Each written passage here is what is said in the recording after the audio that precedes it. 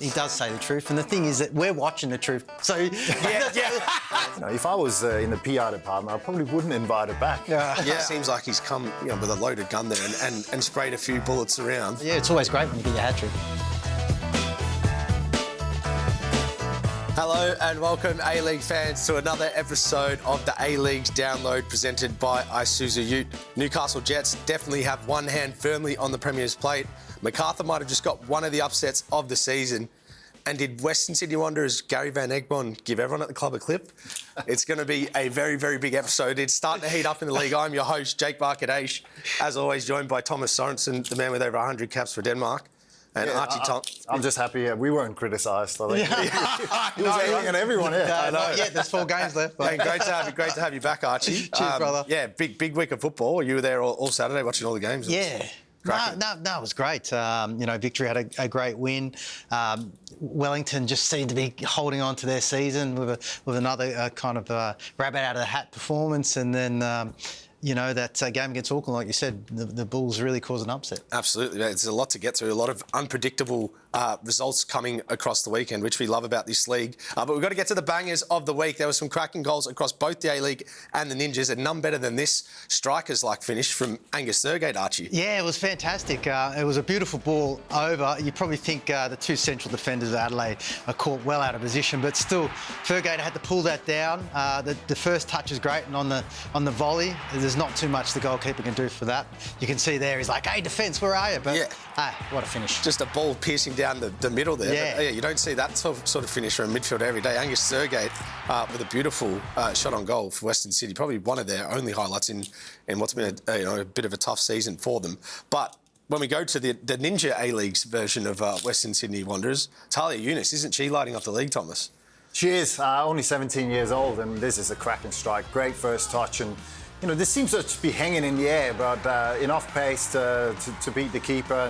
And we've already seen her, having highlights, flicks, rainbow flicks, and all sorts. And with that age, and obviously it runs in the family with Marcus Younis, doing great for Melbourne City, and she's definitely a player to watch. Yeah, her interview about how she watches her brother pre-game highlights going into games, that was awesome. She would have learned a lot playing just in the backyard, for sure. Yeah, right. That would have been a hell of a backyard show. Well, this was a very, very interesting way to finish the show out in Auckland, and this was with Ash Tulloch and our good friend Francis de Vries. One of the stranger questions you could get after a difficult result for them. Let's have a look at it. And standing by with Ash Tulloch is Francis de Vries, captain of Auckland FC. Well, Francis de Vries, your supporters turned up today, but with all due respect, where were you guys? I don't really know how to answer that. I mean, I think with all due respect, there was no respect shown in that question, right?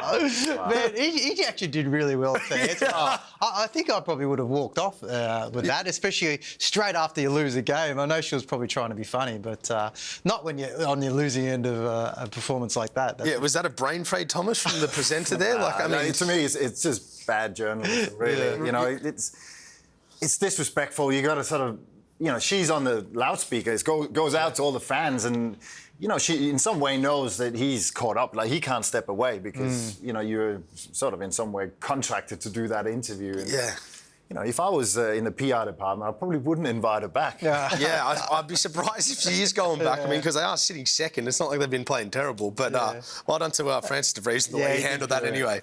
Very professional. We spoke last week about Newcastle's run home and how it's going to be difficult. And this was one of the games that was going to be the most difficult, we thought, which was against Sydney FC. And it seems like they've just fighting and holding on and got a massive win in this run home, which a lot of results have gone in their favour now, Archie. I mean, they've got one hand on that Premier's plate, do you think, now? I would say so, because you look at Newcastle Jets, and there's always going to be periods in a season where the team we'll use this cliche a lot throughout a season, is that, you can go through a season performing well and outplaying its opponents and winning majority, then you're losing. But this game, I don't particularly think they played fantastically, but this is, I think, a team that has that winning culture. And Mark Milligan talked after the game. It's about the culture of the club and the culture of the team, because every little moment was celebrated with the players, with the goal from Mezzanuma, from the last-minute goal from Gibson, even that discipline to be able to walk up at that time for that set piece that could go so wrong, but they cheered that. I think it's just brilliant that they've got a really beautiful winning culture there. Yeah, you speak of Mezzanuma as well. He's one of those experienced players that can't get in the team because Clayton Taylor's scoring, yet his mentality comes on and still makes a difference when he's required. Yeah, and that's what you need. If you want to win a championship, you've got to use the whole squad. And yeah, things are going their way. They've got a little bit of luck, but it's also earned. And, they had players stepping up. As you said, Mr. Numa, he missed a massive chance before that. Yeah, but he made amends, and he's an experienced player. And then you got the players off the bench, who comes in and really wins them the game. So, overall, it's just disciplined, well coached, and a great culture as well. Well, you said players stepping up. Well, didn't they roll the dice here at Newcastle in the 97th minute with one of the all-time offside traps? We haven't seen this for too long, but this was a very kind of ballsy decision that's probably been worked on the training ground, Thomas, and lucky that everyone was awake at the wheel when it happened. Yeah, no, I started thinking back on my career, and I was probably introduced this when I was like 14 years old. Let's try this, and so it's one of the first things in the book. But I'm really impressed with when it happened and how it happened, because it's easy when you got your starting 11 on the pitch and everyone maybe the first action of the game, but this is last minute. You're leading 2-1. To take the risk, but also the coaching it requires, the communication, the discipline, all these things.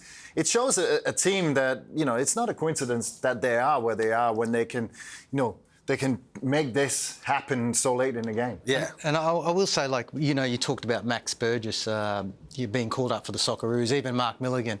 I actually think when you look at the performances of the midfields from Sydney, which Ocon is going to be in this squad, and then you've got the likes of Max Burgess, you'd have to go, I would think, this is my opinion, over the season, Max has probably been the better. And you could see throughout that game, he was fantastic. And I'd be probably a little disappointed that, he's not there and, other people are. Yeah, I agree. I think he's the obvious candidate there, Archie. It just begs a question as well with Sydney now. That loss, they were third. They had a chance to really go up and leapfrog into second. Now they've gone back into fifth. With a couple of games which slipping now below Victory in Adelaide. Where are they now? I mean, they're still in the thick of it, but that is a big hit to their system. I don't know what to make of this Sydney FC team. I mean, they in moments or in patches of games, they look like, hey, they're going to be a team that's going to be showing up for this match. They started this game brightly, and then I look at the firepower that they have. I just think, why aren't they converting a lot of chances that they're creating? And, it was Quintal that came on. He was probably a little bit maybe disappointing at the start, but he comes on, makes a difference. But I don't know what it is. I can't seem to put my finger on why this team isn't doing great. Yeah, and it's a massive miss. Obviously, Joe Lolly, he was there. That's the miss. Yeah, but again, it shouldn't be the whole reason it changes, though, should it? Though, of course not. And they are a side where you would expect more and more consistency. And yeah, it's they're obviously in finals, but this was a big opportunity to at least make a run for the top two. Yeah, definitely. We'll keep watching those teams going forward, because Sydney have got a bit of work to do to get back up now and catch up to Auckland and Newcastle after the weekend. A team that we didn't predict was going anywhere to do a major result like this was probably Macarthur on their stretch of run of games across the league. We spoke last week that they'd only won 1 in 10 in their last league home and away games, I should say. Bit of a blunder there. But to go to Auckland and do this, guys, we spoke about the culture last week in particular, Thomas. Well, what are they going to do? How are they going to fix this? Well, something they did right, because they went and took this result away from Auckland. Yeah, no, again, I think they were direct, physical. Duran, who scored the first goal, I thought was great on that right-hand side. And, they made some changes. Vickery was out, Walter Scott as well, and Economides came in. I thought, he provides the cross for Uzcock, for Uzcock, who I don't know, turns up in a box, and again, they probably didn't have the most possession, but they created the chances, and they made it really hard for that back four of Auckland, who, maybe it doesn't look as strong as they did last season, and we'll see where that takes them. We sort of writ them off last week, Archie, when we broke down their form, Macarthur, but they're actually now 6th. I mean, we knew that they mathematically could still easily get in there, but where do they go from here? Do you see this as something that just a one-off for them, and the history of this season's going to follow them? Well, if you're probably Mile Stajowski, you're thinking, God, this Socceroo or international breaks probably come at the wrong time because, you go to Auckland, you have a great win, and you're thinking, OK, let's build on the momentum, and then next week we go and play again. But that's not the case. So then, but maybe it might help the recovery of things. It's a hard one to say because another team that they look like on paper have got enough experience and quality to be able to do something. I didn't see that performance, especially off the stretch that they've been on, because I don't think they've turned like Auckland probably didn't turn up to a lot of the matches, but that game in particular against Auckland, like you said, I think they came out of the traps showing their intention straight away by the physicality, but the closing down, the press. They seem to get the press right from the start of the game, especially putting pressure on that Auckland defence, and then they get the rewards from it. But now it's we've got to do something the next week. Yeah, and they got Newcastle at home in the next game, so they don't get any bigger test, but also that's a great opportunity for them to really.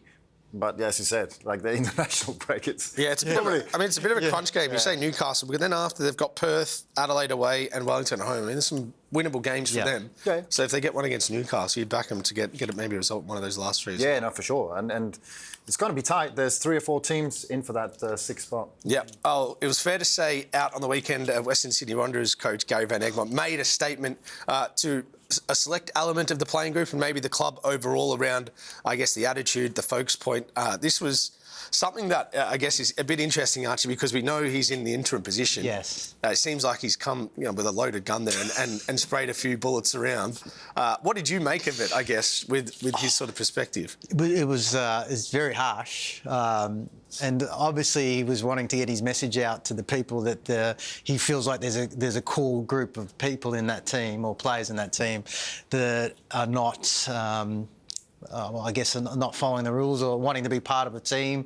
That just shows a divided culture there. I mean, you look, and I'm always so big and strong on club culture and culture in any industry. And when you have great culture, the business or the success of a team is always going to be better than the ones that aren't. And you look at where Newcastle are, they've built basically a young squad, but they've set the right intentions with culture.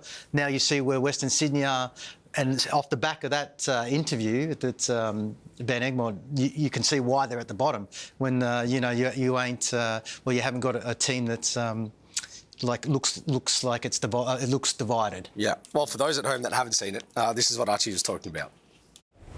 Tactically, we had an idea of exactly how we wanted to play. It didn't get carried out by the players. The players knew how we wanted to play. And don't get me wrong, there's a core group of players that are definitely on board with it, right? But unfortunately, you have some players who want to play for themselves and play individually, and that's the result. The whole place really needs a giant overhaul in regards to the club. I mean, unfortunately, I've come in. I believe that we've got the core of a very, very good group, but some of the players, maybe they don't understand that regardless if they have a contract or don't have a contract, everyone's up for discussion, and you need to start to perform to be in those conversations. A new coach will come in. It's not as if that coach isn't watching right now and looking and evaluating to see what he actually wants. He's going to be talking to coaching staff in regards to who he wants to keep and who he doesn't want to keep, all right? So they've got 4 games. It's up to them. Well, Tom, he's a straight shooter, usually Gary van Egmond. I guess, can he be more public with what he actually thinks here? Maybe he's deflecting a little bit from what he's doing, you could say, but I guess the argument is he knows he's not going to be there next year. He's thinking this is a good chance to maybe just share what's actually going on. Yeah, and I even wonder if it's a message that's coming further up the chain. It's in a way it's sad because when I came to the A-League, 2 of the best atmospheres was obviously the Melbourne Derby, but it was going to Western Sydney in the old ground, the culture they had and everything else. It was, and it's something they've lost. I don't know if since they moved stadium or what's been going on. So there's something not quite right. The potential of the club is definitely not, they're not achieving that. So, again, it's refreshing. And it can only be said because he's not there next season. Because if you're a manager, you'll lose the whole dressing room. At least, there'll be too many questions asked. But you know what? Something needs to be said, I think. And if that's what he feels, yeah. Well, they've definitely got quite a few players coming out of contract too here, so I'm just going to go through them. Chankar, Tonyik, Simmons, Brillante, Kraev, Hammond, Carluccio, Kuo, Barbarousis and Fraser. They're all out of contract at the end of the season. They're also saying, well, if you have a contract, you still might not be here with sort of his language. I mean, from those or any other names outside of those, who are you building around at Western Sydney? Well, look, I'm a good friend of Costa Barbarousis, and I hopefully, he sticks around in the A-League, whatever capacity. But out of those players, I'd probably pick Fraser. Fraser's someone that you can already see with the short time he's been here, something you can build around. I think Hammond has shown some glimpses of what he can do. I don't know. There's probably a lot of players that and maybe even contracted that I'll be going, come on, guys, you've got to lift a little bit here. And it might be that, see out the season and let's get a manager in and let's really start to hit the ground running. But from those names, it's hard. And Kraev's probably had a decent season too. Yep. So there's probably a couple I would. Yeah, any for you, Thomas? I mean, the young boy Simmons stands out to me. He's from those, that's probably what I would keep. I think, they've got Lawrence Thomas. They've got experienced players. Brillante has been there for a while. It's how much, do they want a totally clean slate or do we just keep, a Fraser? I think he's made a massive difference and he's got the quality and the experience from the English league. He's used to, the fight and in the lower leagues and everything else. So you wouldn't expect that he's a problem. But yeah, there's definitely something, and you got a great academy there. Do you, a little bit like Melbourne City, do you have to turn? Do you have to try to pick players out and use that in your culture and in your future? Yeah, it seems like it's not just players that'll be changing there. We obviously know the coaches, but even from top to bottom, there might be a whole scheme of changes happening out at the Wanderers. Well, over in Western Australia, it looked like Melbourne City were going to go home with the points from a Daniel Zani goal, but Adam Taggart turned up in the final moments, and guys, he's become Perth's now all-time top A-League goal scorer. On 60 goals, where he's scored around 89, I believe, across all the teams that he's played for, including the Jets. But this is the moment for him to become the new top goal scorer at Perth, and what a moment it was, Archie. Yeah, look, I'm a big fan of Adam Taggart, and probably this year's been frustrating for him, and maybe the last couple of seasons with just niggling injuries, but you can see as a striker, watching a striker, I mean, the amount of chances he creates, and he doesn't mind pulling the trigger. When he gets a chance to hit the ball, he hits it. Doesn't matter where. But he's just got good technique, and I'm so happy for him. I actually texted him to sort of say, congratulations. It's such an amazing milestone. He was back saying, it's good to get the monkey off the back, and hopefully I can start to score a few more. And, we had the conversation, I think, about Perth, right? What would be a good kind of a mark for their season, and I would say I'd be disappointed if they didn't make finals. Well, it'd be tough for them to make finals, but you were probably right, Thomas. I was miles off on them. I said they were coming first. Yeah, I know. I mean, no, I didn't. Yeah. I'm going to say that. Yeah. Maybe let's all try. the evidence has been erased. Did we delete that? Can we delete that? Well, yeah. I mean, and even he had a few chances before that. Yes. You thought it wasn't going to be his day because Patrick Beach made a couple of great saves, and you thought Melbourne City were going to hang on, but they ran out of steam a little bit in that game. Yeah, well, he's gone ahead of Andy Kerr, who was the reigning champion, or reigning top scorer on 59. Diego Castro was 49. Bruno Fornaroli with 34. And Shane Smelth, believe it or not, he's in that list with 28 goals for Decent Perth. Players. Yeah, some great players. So congratulations from the Download team there to Adam Taggart on his 60 goals. City, though, remained ninth, 2 points out of finals with the game in hand. Well, it was a bit better, Thomas, I guess, from the weekend because they almost kind of got the result that they've been looking for, but there's still a chance. Yeah, no, I think it's in their own hands. I mean, they're coming off a difficult stretch of, they obviously were away in the Asian Champions League, bad result, went to Sydney. I think that was a big test for them, got the win. They could have got a win here, but, again, all the travelling might be against them, and I think if I was a Melbourne City player, I wouldn't be too disappointed because the three next games, they got Western Sydney, they got Central Coast and Wellington at home. And, that's where you got to get the points, and they have to step it up. I think Vidmar even said it afterwards. They just lost the 50-50 battles there in the last half an hour, and a few good substitutions. Kucharski came on, and they got some energy on the pitch, Perth, and they weren't up to the races. So they got to improve, but I think it's still in their hands. Yeah, Viddy, his interviews, they're always so honest as well, aren't they? He's just cut straight through it. And he's right, because he has to. This is what I like. You're right, because he does say the truth, and the thing is that we're watching the truth. So that's why it's like.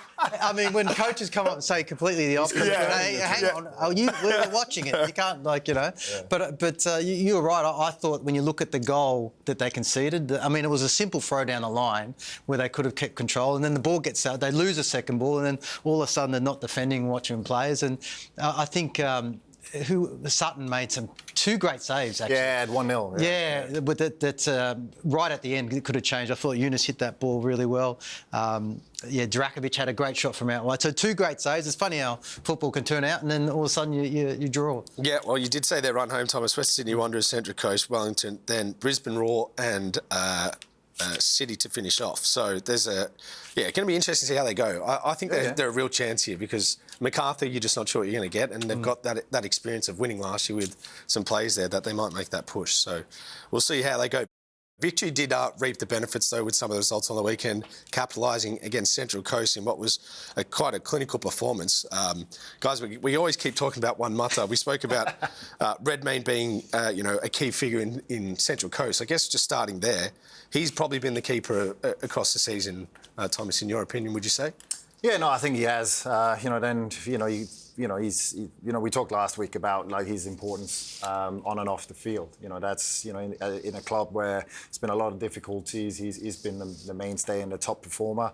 Probably would have, he should have done better for the Mata goal. I think he punched it straight back out into play. Yeah. But again, Mata, it doesn't matter where he is. He seems to just pop up, and he doesn't score many with his head. But in this game, he was tremendous. So again. Probably got, at least in this one, the better of Redmayne. Yeah, dare I say the headed goal for a player like Mata might be more appealing to him than sometimes a free kick, because he wouldn't score too many. This was an incredible run, though, by Nikos Vergos, Archie. Yeah, and you see that Mata gave him the ball, and it's classified as an assist. But Vergos had to still run 70 metres, but a great finish here from Mata. But I think with Vergos too, it'd be easy for a striker to, because he was starting, he was scoring, and then someone they bring in, and then you have to kind of wait your time. But it looks like another team that has good culture in terms of that every player knows their role and wants to be in that starting 11, because they come on and straight away want to try and make an impact. Grimaldi was another one that's probably been hard done by this season, not getting more starts. Nilicic was another one that sat on the bench that Santos can come on. So they're starting to get all their good players back at the right time. I think they've pretty much got a full squad to pick from, except from, I think, Dorigo. So they're really starting to look good at the back end of a season. I think we were cognizant as well in this show to not go too hard on Arthur Dillers. We were kind of, he's got form in the league last year where he got to the grand final. A lot of players are out, and he continues to prove why he's a valued coach. I mean, his results since he's come in have been magnificent. Just on Mata, though, his form at the start of the year was very, very good, Thomas, but it seems like now he's not just the end product with his, getting assists, but he's getting on the end of crosses, he's scoring goals, and he's almost having complete performances now. Yeah, and I think he's, if anything, he's raised his level, and you can see he's just got that joy of playing. I think he said it himself. He really feels at home in Melbourne, in the team, in the culture, and everything feeds off him. You see the other players that are playing around him, and he's just enjoying his football. It's great to witness, and surely. Archie, he's a nail-on for the Johnny Warren medal. Surely nobody can get near him. Yeah, he's just incredible. I mean, I'd like to see how his golf game is too. I'm sure that's top. If that's going down and his football's going up, I'll be like, come on, man, try to balance it out. Yeah. But, I mean, we keep talking about him, but it's hard not to, and he keeps putting. And I think it's just consistent now. It's just consistent that what we see each week is the magic of one Mata. He's just great. Archie, you touched on the A-League players that going to be representing the Socceroos, which for those, Patrick Beach, Aziz Beige, Paul Ocon Jr. and Nishan Veluplay, which potentially some were a couple of surprise names that have gone in based on form, and we'll go through that. But just out of those, Thomas, for you, the Cameroon and Curaçao games coming up, who do you see featuring from the A-League perspective? Is anyone that has going to get the opportunity, you think, with the way Popper's thinking going into the World Cup? Definitely Aziz. I think Beige will definitely be in the team, I think. I can't see you're so close to the World Cup, and you've got these two big tests. I think Veluplay, I think he probably wants to, because he's in the squad. He scored at the weekend. He might want to see him in a half or something. The two young players, Beach and Ocon, they might. I don't know. I don't think they'll play a big part. They might play a few minutes, but I think definitely Beige and Veluplay might be the front runners. And it might be interesting too to see, because with maybe Ocon Jr. Okay, Sydney hasn't probably been doing great, and it's hard for a player to really kind of stand out when a team hasn't been fantastic. Maybe I was a bit surprised about that, and maybe even so with Nish, because he's in form.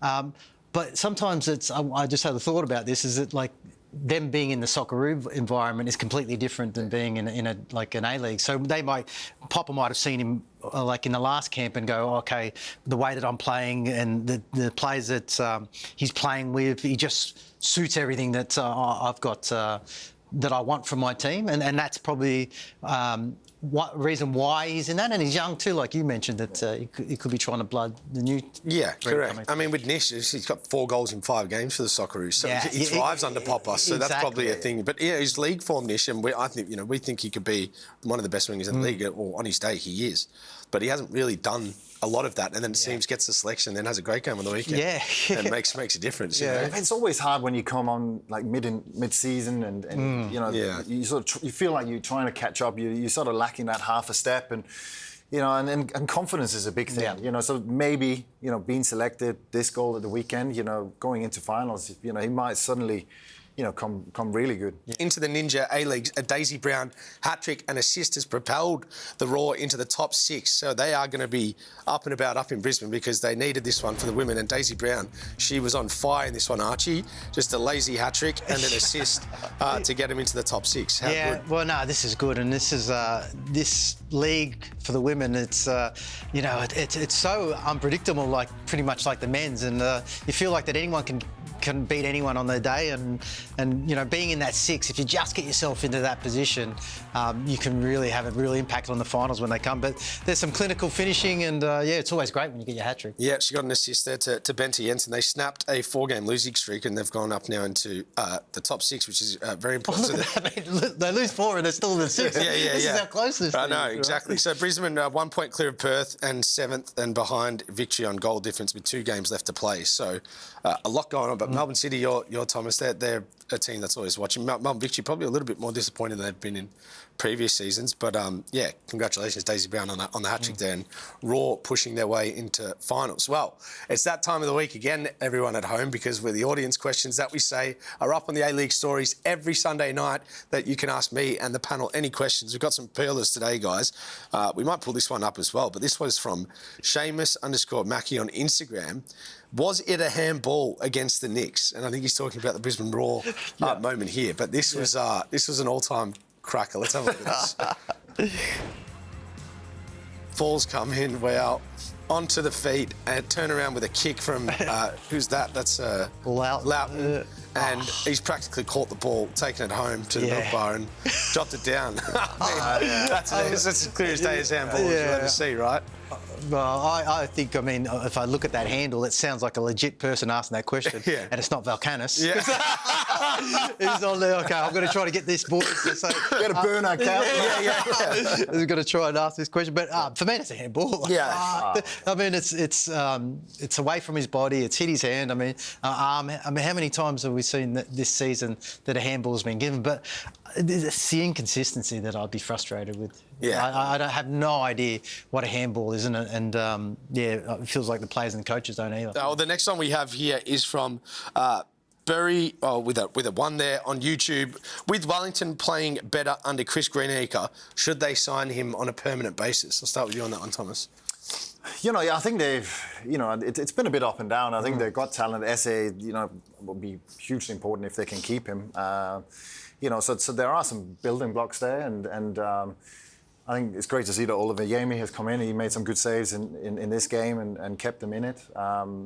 But yeah, it's always hard with caretaker managers because sometimes you can get sucked in and you don't quite know, and you would love a bigger sample size. But yeah, no, they can only, they know what's going on day to day. They know how the players are responding. They know, all the strengths and weaknesses. So they obviously have to make the decision. I think it's hard. It's hard from the outside. You can't just look at a result and say, okay, they're winning, so we need to sign him. Yeah. No, I guess he has ticked the box on coming in and doing what he had to do for the best of the club. Like, he's turned them forward. So we'll see. They're going to have to make a decision on that anytime soon, guys.